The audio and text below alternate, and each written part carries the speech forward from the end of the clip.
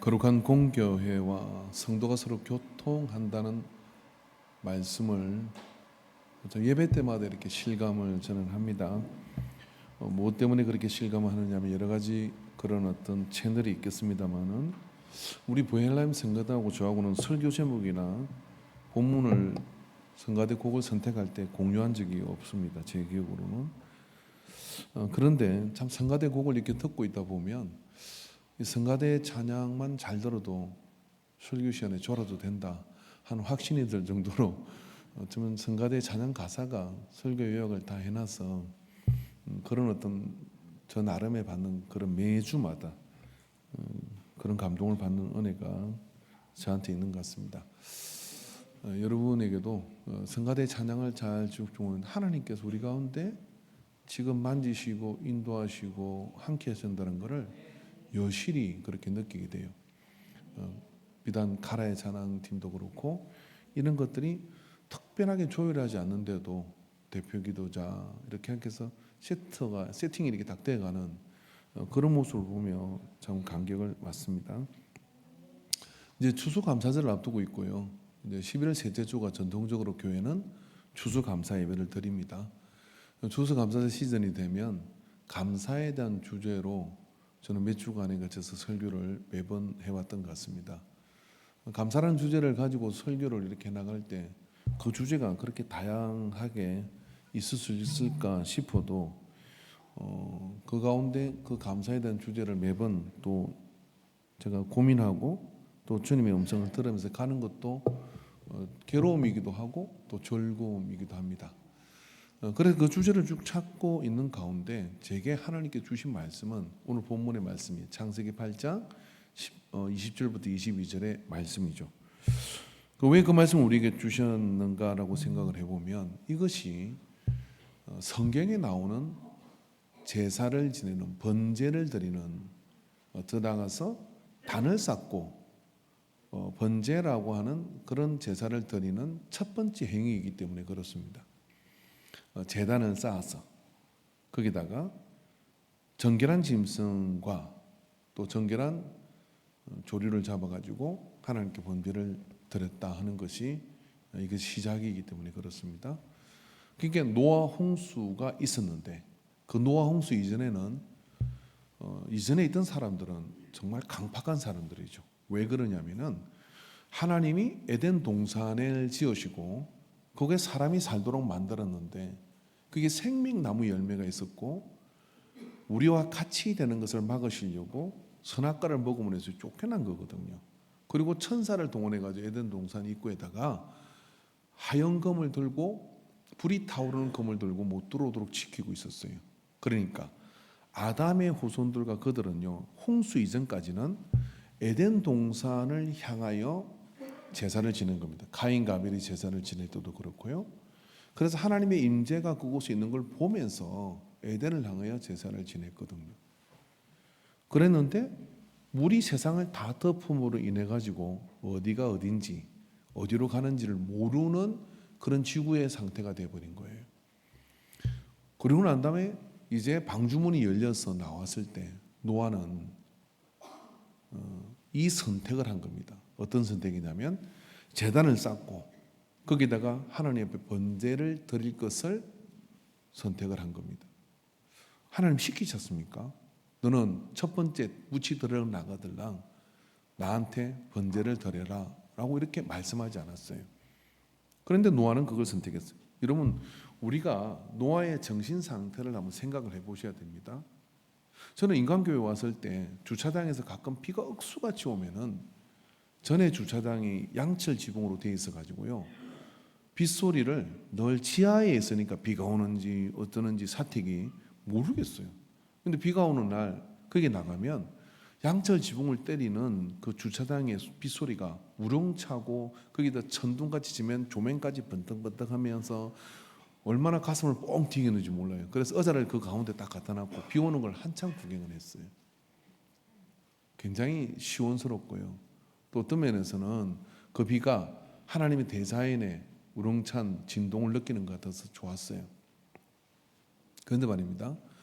지구가 40일 동안 물로 다 딱 차려고 그러면 우리의 기억과 우리의 눈으로 목격한 비의 그런 양, 비가 오는 우리가 뭐 폭포수처럼 비가 쏟아진다고 하지만 실상 나야가라 폭포의 그 폭포처럼 쏟아지는 비를 본 적은 없어요. 그런데요, 지구가 40일 동안 물리학자들이 계산을 해보니까 지구를 어떻게 하면 물로 가득 채울 수 있을까? 40일 동안 이 정도 비 가지고는 절대 못 채운대요. 그리고 또 그 물은 어디서 왔을까? 이런 궁금증들을 가지게 되죠. 가능성은 딱 한 가지입니다. 나야가라가 폭포 같은 그런 폭포가 지구 도처에서 하늘에서 쏟아지는 거예요. 그래서 노아 홍수 이전에 지구는 두꺼운 수막층으로 형성되어 있었다는 거예요. 그렇게 이 사람들은 바다를 본 적이 없고 물이 고이는 걸 본 적이 없어. 아침에 일어나면 이슬처럼 촉촉하게 젖는 대지를 느꼈기 때문에 비가 필렸기 때문에 비를 본 적이 있기 때문에 노아가 비가 온다고 얘기했을 때 아무도 그 말을 믿지 않는 거예요. 하늘에 물이 떨어진다고? 자고 일어나면 대지는 촉촉하게 젖어 있고 그걸로 생명이 살고 다 사는데 무슨 비가 필요해? 근데 지구학자들이 이렇게 얘기합니다. 창조과학을 연구하는 사람들은 두꺼운 수막층이 그때 무너졌고 대기권이 바뀌면니까 인간의 수명도 120년으로 한정되게 되는 거예요. 그 전에 있던 사람들은요 더 오래 살았거든요. 그리고 지하에서부터 물이 터져 나왔다는 거죠. 여러분, 물리학자들은 지금 이렇게 얘기합니다. 지구상에 나와 있는 물만큼이나 지하에 그런 물이 있다고 이야기를 해요. 그게 지하수인 거예요. 이게 여러분 신앙인이 이야기하는 게 아니라 지질학자들이 하는 이야기입니다. 근데 그런 물이 땅에서 터져오려고 위에서 내려오는데, 그래서 하나님께서는 방주를 지으실 때 창을 만들지 않았어요. 보면 기절할까 싶어가지고. 그래서 하나님께서는 지붕도 덮어버리고 창도 없는 배를 만들어서 직사각형모의 박스를 만들어서 배를 띄우신 거죠. 산 위에서. 여러분, 밖에는 무슨 소리가 들렸을까요? 양철주병에 빗 때리는 소리는 낭만이지만 우르릉 캉캉 그러면서 폭포수가 여기저기 쏟아질 때 그 진동으로 배는 요동쳤을 겁니다. 조선 배를 만드는 그런 선박 회사에서 방주를 가지고 PD 수첩인가 어디서 방송에서 봤는데요. 40m의 파도도 견디는 구조래요, 그게. 그러니까 얼마나 성경이 과학적인지 몰라요. 그런 배를 만들어라고 노아에게 시켰고 그 배가 요동치고 흔들리며 갈 때 무려 40일 동안이나 밖에서는 온 세상이 뒤집어지는 소리가 날 거고 그 배는 굉장히 요동치며 삐그덕거렸을 겁니다. 여러분, 그런 일을 층간소음 견디는 수준으로 그것도 미치겠다고 하는데 그 40일 동안 주야로 밤낮으로 흔들렸다고 생각해 보세요. 노아와 거기 있는 사람들은 어땠겠습니까? 그리고 40일이 지난 다음에 100일 동안 물이 빠지지 않아요. 그러면서 그 배는 고요한 바다 위를 떠 있는데 이게 어디로 가는지도 몰라요. 너무나 정적이 가득한 세상이 100일 동안 되어져요. 문을 열어볼 수도 없습니다. 그리고 비둘기를 날려보고 까마귀를 날려보면서 물의 상태를 확인하려고 했죠. 그런 노아의 마음은 패닉 상태 그 자체였을 거예요.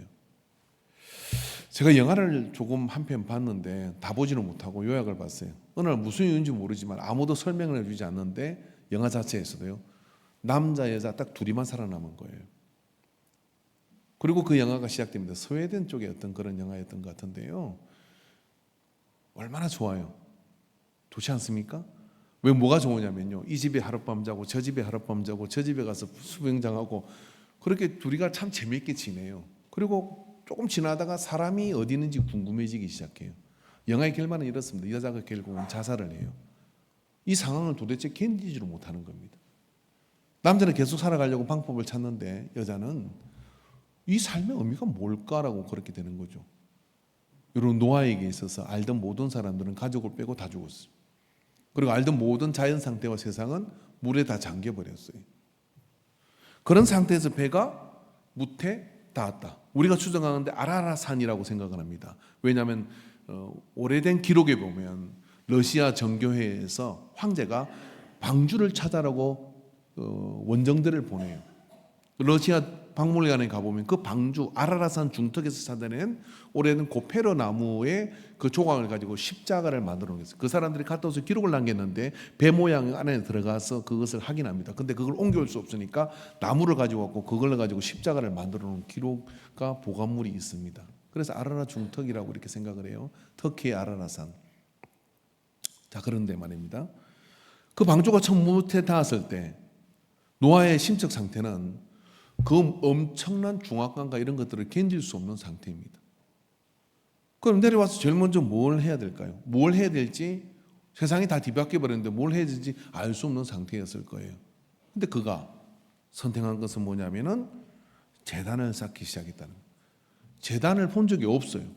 왜냐하면 에덴을 향하여 하나님의 임재가 언제나 있었고 그곳에서 향하여 제사를 지내도 지냈는데 어디다가 제사를 지고 어느 방향으로 해야 될지도 모르는데 제단을 쌓았다. 그리고 그게 번제를 드렸다라고. 번제라는 것은 뭐냐면은 불로 제물을 다 태워가지고 드리는 게, 연기로 다 태워서 올려드리는 게 번제입니다. 번제를 드리는 것은 불로 제사를 지내기 때문에 그 방식에 근거한 언어인데, 이 번제는요 죄를 정화하는 그런 의미도 있지만 또 그 죄와 상관없이 드리기도 했습니다. 모세가 율법을 통해 가지고 제사법을 정할 때 그걸 이렇게 설명을 해주고 있어요. 그럼 모세 이전에, 훨씬 이전에 세상이 물로 다 심판을 받고 난 다음에 성경은 모세가 이것을 기록하며 뭐라 했냐면 노아가 제단을 쌓아서 번제를 드렸다라고 했어요. 그러니까 모세는 이 번제의 의미가 뭔지를 알고 있었어요. 근데 노아는 왜, 무엇 때문에 번제를 드리는 선택을 했을까? 살 곳을 먼저 찾아야 되는 거 아닙니까? 아이고, 그 안에 방주 안에 냄새가 쾌쾌했을 건데 짐승들 빨리 놓아주고 우리끼리 좀 쾌적하게 살아보자. 집부터 먼저 지어야 되는 거 아닙니까? 그런데 제단을 쌓아서 번제를 드렸다는 거예요. 여러분, 번제를 드릴 때 방식은 어떠하냐면은 짐승을 번제를 드리는 사람은 제사장 앞으로, 지금은 안 하지만 구약의 법에 의하면 양이나 소를 끌고 오면은 대개 양을 가지고 오는데, 번제를 드리러 온 사람이 내가 죄가 많고 내가 하나님 앞에 온전히 드리고 싶은 그런 마음이 있는데 생명이 하나밖에 없잖아요. 그러니까 흠없는 양을 가지고 와서 양 머리에다가 손을 얹어요. 뭐라고요? 안수합니까? 예수 이름으로 막 그렇게 했겠으면 아니요. 하나님 아버지, 이 양은 이제부터 내 생명을 대신합니다. 이 양이 바로 나입니다. 하고 양에게 전가를 합니다. 그러고 난 뒤에 그 양은 누가 잡느냐면은 온 자신이 자기의 생명을 해하는 것처럼 양의 목을 따서 피를 뿌립니다. 피를 받습니다. 그 피를 제단에 뿌려요. 그다음부터 제사장이 각을 뜨고 껍질을 벗겨서 그 고기를 제단 위에다가 올려놓고 불로 태워가지고 다 태워서 재가 되어서 연기가 하늘로 올라가도록 하나님이 그 연기를 받으시도록 태워드리는 게 번제예요. 번제. 그런 번제를 노아가 드렸다는 거예요. 여러분, 이 노아가 드리는 번제를 하나님께서는 오늘 본문에 보면 이렇게 받으십니다. 여기 본문에 보면 여호와께서 그 향기, 자, 제물을 취하여 번제로 제단에 드렸더니, 노아가 그렇게 드렸더니 여호와께서 그 향기를 받으시고 그 중심에 이르시되 내가 다시는 사람으로 말미암아 땅을 저주하지 아니하리니 그랬어요. 노아는 왜 번제를 드린 것일까요? 노아는 성경 앞에 보면 뭐라 그러냐면 당대의 의인이다 그랬어요. 제가 그 시대에 살던 사람들 중에 없는 사람이기 때문에 하나님의 선택을 받아가지고 방주 안에 구원을 받은 거예요. 근데 노아가 제단을 쌓고 번제를 드렸던 그 아까운 거 아닙니까? 남은 생명 중에 7상 중에 한 마리를 그렇게 잡아서 드리는 건데, 그렇게 드리는 것에는 중요한 의미가 있는 거죠. 자, 인류 자체가 죄로 인해 하나님의 분노와 진노를 샀어요. 그래가지고 이 세상에 하나님이 심판을 하셔가지고 생명체, 물속에 있는 고기 빼고는 방주 안에 들어간 생명체 외에는 사람이고 짐승이고 다 죽이셨어. 물로 멸해버린 겁니다. 멸절 다 멸하고 그렇게 출발하는 상황입니다. 그러니까 세상이 정결해진 것입니까? 아니면 하나님의 진노가 극에 달해서 하나님이 보시기에 좋았더라는 세상을 하나님께서 둘로 엎어버린 것이죠. 하나님이 어떤 행위를 하셨어요. 심판을 하셨어요.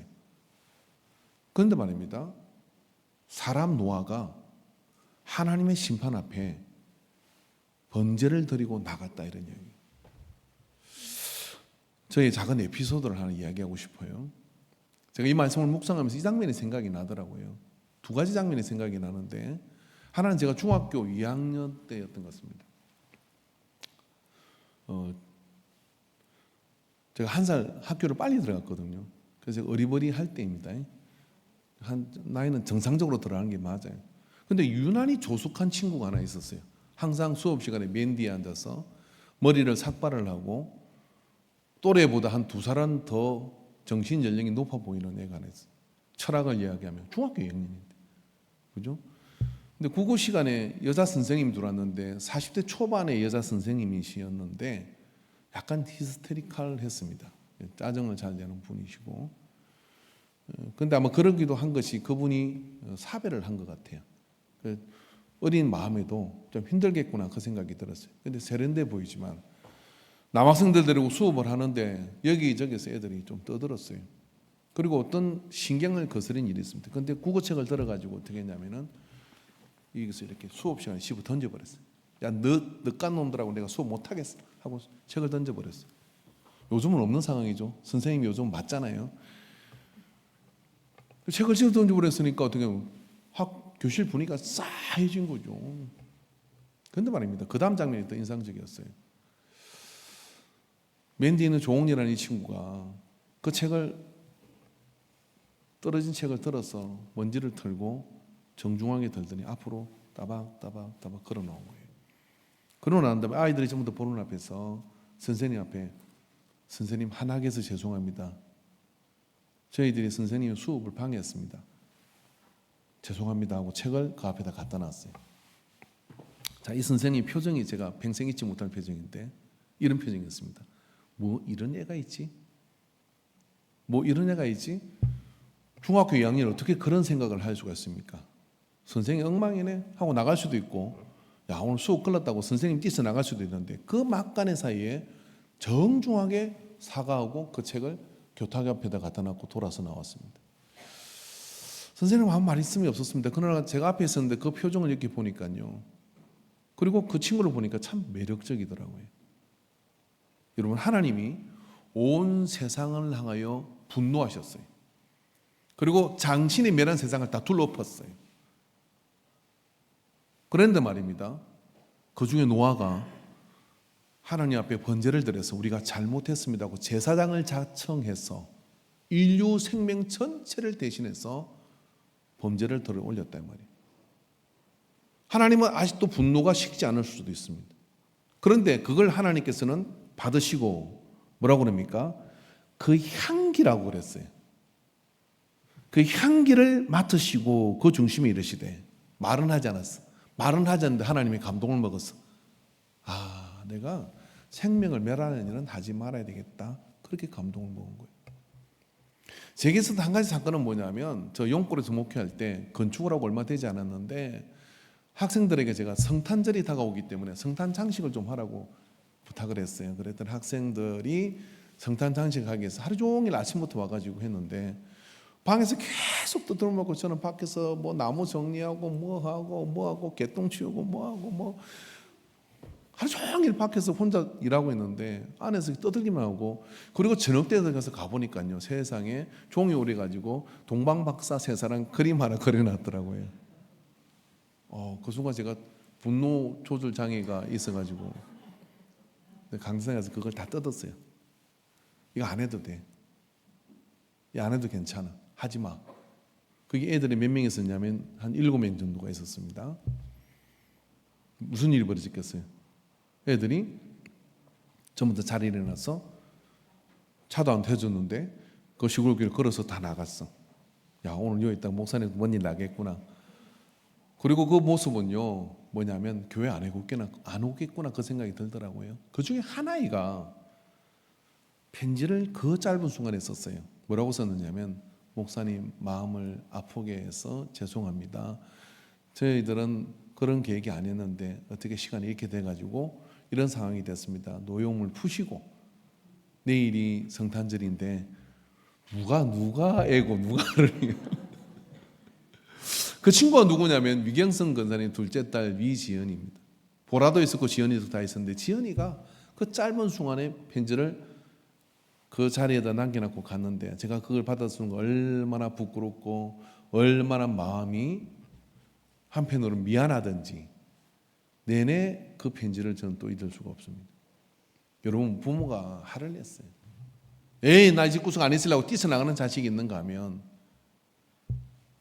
아버지 옳고 그런가 이런 것들 전에 먼저 노역해서 죄송합니다고 엎드리는 자식이 있어요. 그럼 부모가 이런 생각을 할 거 아닙니까? 그래 내가 좀 심했지. 무슨 길을 열어줘야 되는 거예요. 길을 여는 일을 누가 했냐면 그래서 노아인 거예요. 노아가 하나님 앞에 번제를 우리가 잘못했습니다. 우리 인류의 죄를 용서해 주세요 하고 번제를 드리니까 하나님께서 뭐라고 하십니까? 그 향기를 받으시고 마음에 내가 생명을 멸하는 일은 하지 말아야겠다. 그리고 이 땅에 존재하는 그 모든 가운데 뭐라고 합니까? 계절과 심음과 이런 것들을 보장해 준다는 거예요. 그리고 더 하신 말씀이 뭡니까? 사람에 대한 기준치를 낮추셔. 그래가지고 뭐라 그럽니까? 이는 사람의 마음이 계획하는 바가 어려서부터 악함이라. 내가 전에 행한 것 같이 모든 생물을 다시 멸하. 이게 이상하잖아요. 사람이 변화 가능하다. 이게 이제 야단 맞았으니까 똑바로 하겠지가 아니라 어려서부터 악하니까 너는 계속 하던 짓거리 하고 살아가겠지만 나는 너희들을 용납하기로 했다.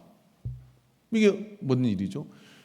노아가 드린 번제 한 번으로 하나님이 자신이 너무 기대치가 높았고 너무 많이 진노했다는 사실을 마음에 돌이키시는 거예요. 그리고 그렇게는 하지 말아야 되겠다.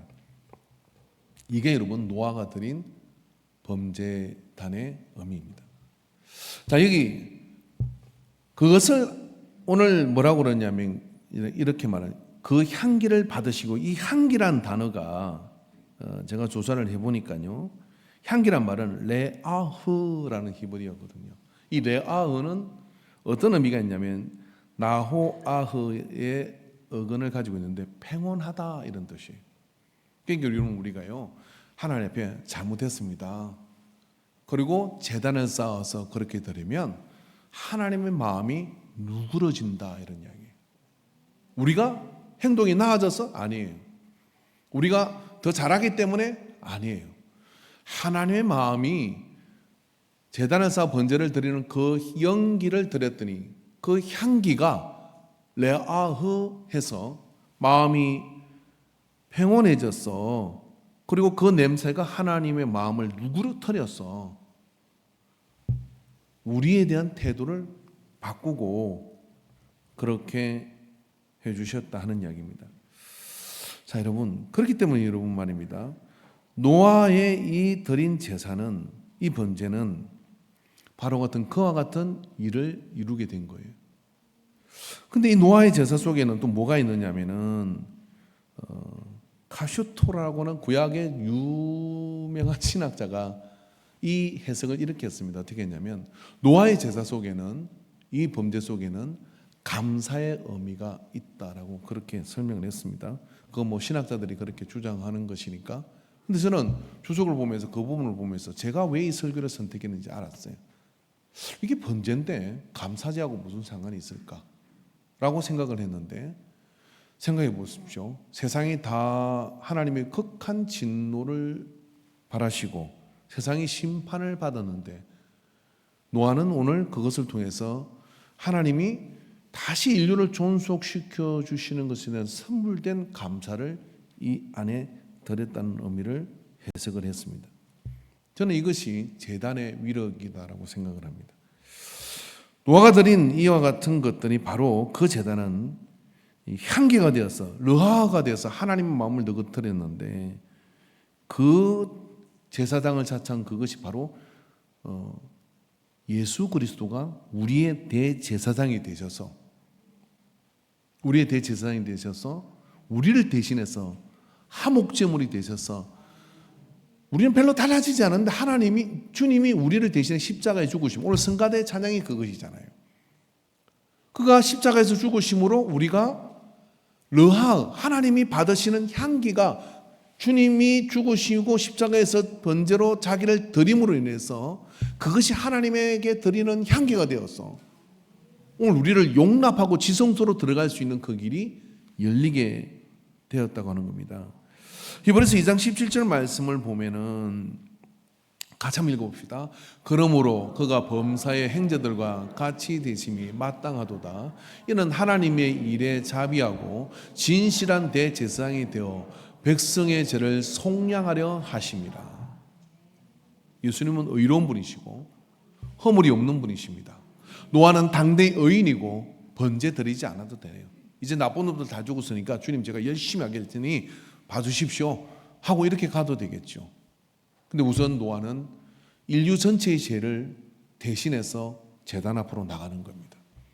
주님은 흠이 없는 분이신데 우리의 죄를 대신해서 십자가 앞으로 나가시는 겁니다. 왜요? 그가 대제사장이기 때문에. 아니, 그걸 함으로 인해서 제사장이 되어진 거죠. 하나님은 사람이 마음에 계획한 바가 어려서부터 악하다는 걸 알고 계셨어요. 그러니까 여러분, 오늘 우리가 이 땅을 살아가는 동안에 우리는 예수님의 향기를 묻어나는 사람이 되어야 됩니다. 하나님 앞에 이 예배를 통하여 하나님께 드려지는 향기가 되어야 되는 거거든요. 히브리서 3장 1절을 보면 그러므로 함께 하늘에 부르심을 받은 거룩한 행자들아 우리가 믿는 도리의 사도이시며 대제사장이신 예수를 깊이 생각하라. 예수님 깊이 생각하면 뭘 할 수 있는 것이냐면은 누가 나한테 잘해서가 아니라 상황이 좋아서가 아니라 그런 상황과 그런 어떤 것들을 두고 그렇지 않습니까? 예수님은 가룟유다에 배신을 당했고 다른 사람 다 배신해도 저는 주님을 떠나지 않겠습니다 라고 하는 그런 베드로가 저주하며 예수님을 부인합니다. 그리고 호디브를 감고 지 살겠다고 도망가는 제자가 있었습니다. 3년이나 그렇게 같이 한솥밥을 먹었는데 그런 제자들에서 죽을 이유가 있겠습니까? 그 나가서 물이나 청중은 또 어떻겠습니까? 저를 십자가에 못 박으라고 외치는 그들, 주먹으로 얼굴을 치며 춤뱉으며 저주하는 그들을 위해서 죽을 이유가 있겠습니까? 근데 왜냐하면 예수님께서는 그러한 것들을 아시지만 대제사장으로서 우리의 무리의 죄를 담당하고 그 앞으로 나가게 되시는 거죠. 그때 하나님께서 그걸 향기로 받으신다는 거예요. 고린도후서 2장 14절 15절에 항상 우리를 그리스도 안에서 이기게 하시고 우리로 말미암아 각처에서 그리스도를 아는 냄새를 나타내시는 하나님께 감사하노라. 우리는 구원받는 자들에게나 망하는 자들에게나 하나님 앞에서 그리스도의 따라합시다. 향기니. 자, 여기서 향기가 어떻게 될 수 있느냐면 너희 몸을 거룩한 산 제사로 드려라. 하나님 받으시는 향기는 딱 한 가지입니다. 그게 뭐냐면 범제단에서 제물이 타서 제가 되어서 드려지는 그 연기를 하나님 받으실 때 향기로 받으신다는 거예요. 그리고 우리 몸을 거룩한 산 제사로 드리래요. 예수님도 그렇고 노아도 그렇고 자기가 잘못한 게 없어. 그런데 인류의 죄를 짊어지고 그리고 우리의 모든 죄를 짊어지고 주님이 십자가에 나가심으로 인해서 향기가 되는데 오늘 성경 우리에게 뭐라 그러냐면은 고린도후서 2장 14절 15절에서 우리가 바로 그 향기가 되어야 된다 그렇게 얘기를 하는 거예요. 그 향기가 되는 방법 딱 한 가지입니다. 다른 일을 위해서 내가 희생제물을 가지고 나를 하나님께 드려 나아가는 것. 그게 예배입니다. 에베소서 5장 2절에 그리스도께서 너희를 사랑하신 것 같이 너희도 사랑 가운데 행하라. 그는 우리를 위하여 자신을 버리사 향기로운 제물과 희생제물로 하나님께 드려졌느니라. 하나님께 그 고기 타는 매캐한 냄새가 하나님께서는 그 희생으로 드리는 것이기 때문에 향기로 받으신다는 거예요. 여러분 그 향기를 받으시는 거예요. 로마서 12장 1절에 같이 읽읍시다. 시작. 그러므로 형제들아 내가 하나님의 모든 자비하심으로 너희를 권하노니 너희 몸을 하나님이 기뻐하시는 거룩한 산 제물로 드리라. 이는 너희가 드릴 영적 예배니라. 내가 예배에 빠지지 않고 예배에 목소리 높여 찬양을 하고 내가 예배에 그리고 많은 희생을 한다 할지라도 그게 꼭 있어야 될 게 뭐냐면 너는 왕같은 제사장이라고 불러줬잖아요. 다른 이의 허물과 시대의 아픔과 그런 힘든 것을 가지고 제단을 쌓아 나를 그 앞에 드리고자 하는 그 희생이 되어질 때 노아의 번제를 향기로 받으시고 마음이 누그러뜨려진 것처럼 예수님의 십자가에서 드림을 통하여 그분이 마음이 그걸 향기로 받으신 것처럼 형제들아 너희도 그리스도의 향기다. 구원받을 자나 구원받지 않을 모두에게 향기다라고 말씀하는 거예요. 그것이 이름은 우리가 드릴 감사의 예배입니다. 노아는 그러기에 노아일 수밖에 없었던 겁니다.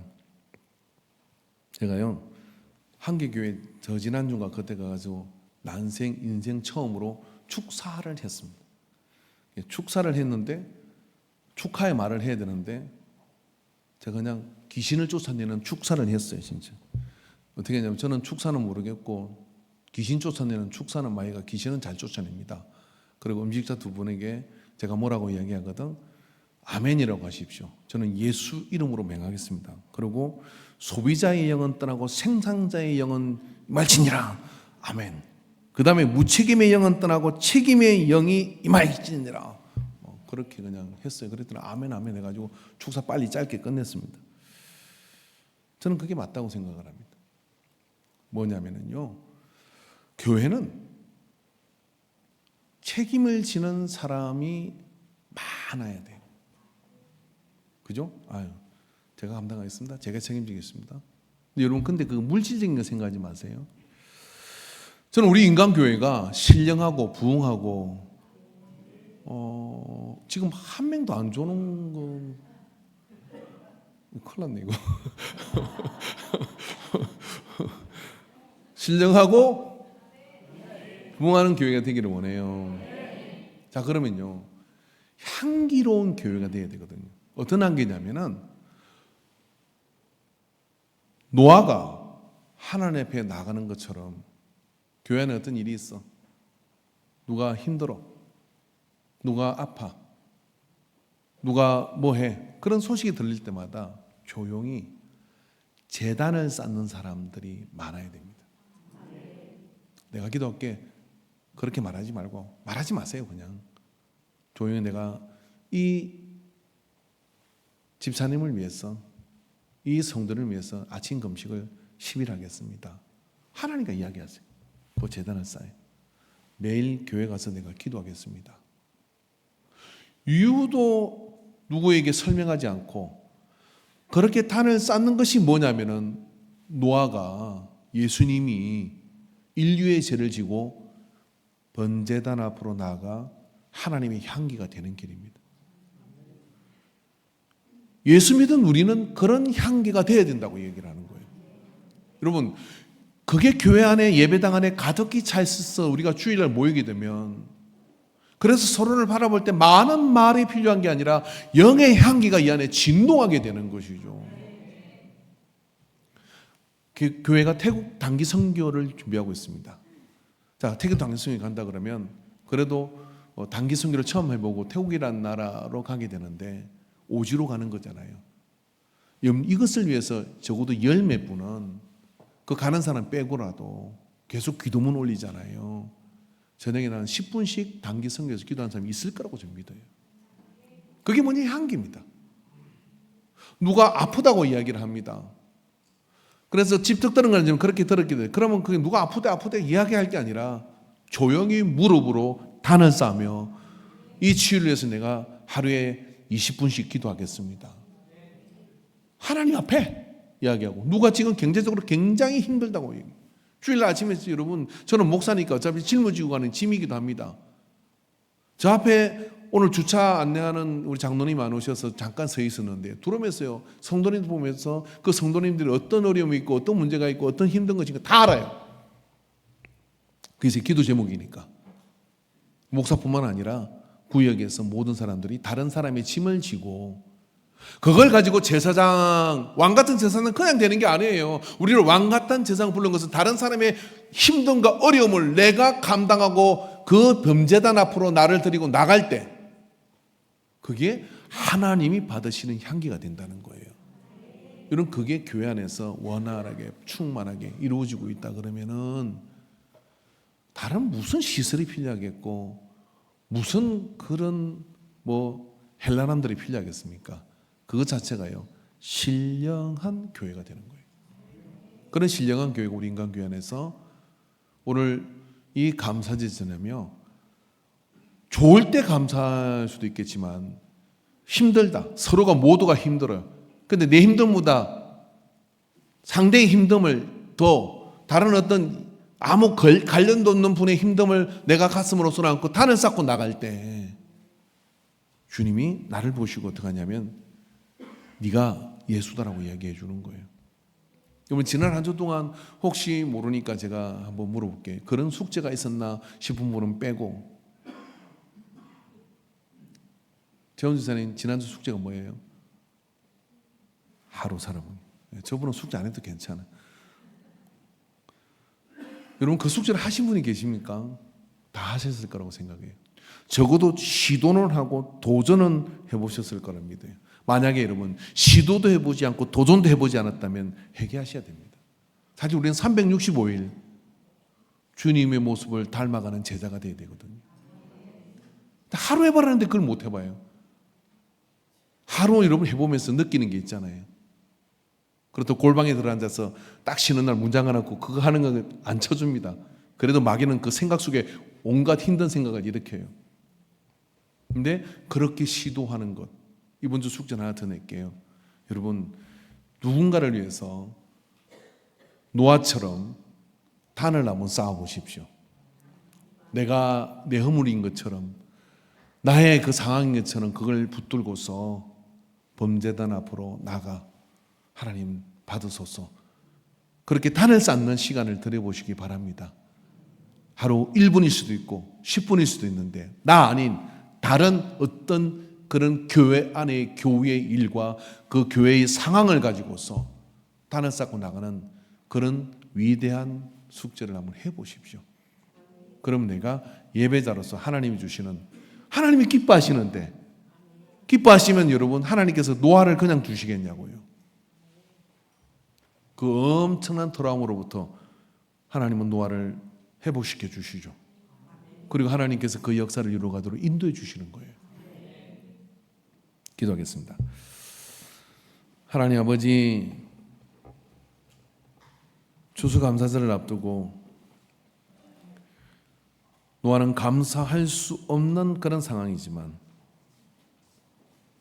그 모든 총체적 위기와 혼란 속에 제일 먼저 한 것은 제단을 쌓고 번제를 드려 하나님의 르아흐가 되어 향기가 되었습니다. 이 향기는 하나님의 언약을 이루었고 이 향기는 하나님으로 하여금 세상을 다시 보존하며 무지개를 주는 이유가 되었습니다. 주님, 오늘 우리 안에 주변을 바라보며 나 아닌, 그래서 서로가 서로를 위해 붙들어주고 제단을 쌓는 성령이 교통하는 교회 되도록 인도하여 주시옵소서. 이 일을 도전하게 하옵소서. 예수님의 이름으로 기도합니다. 아멘.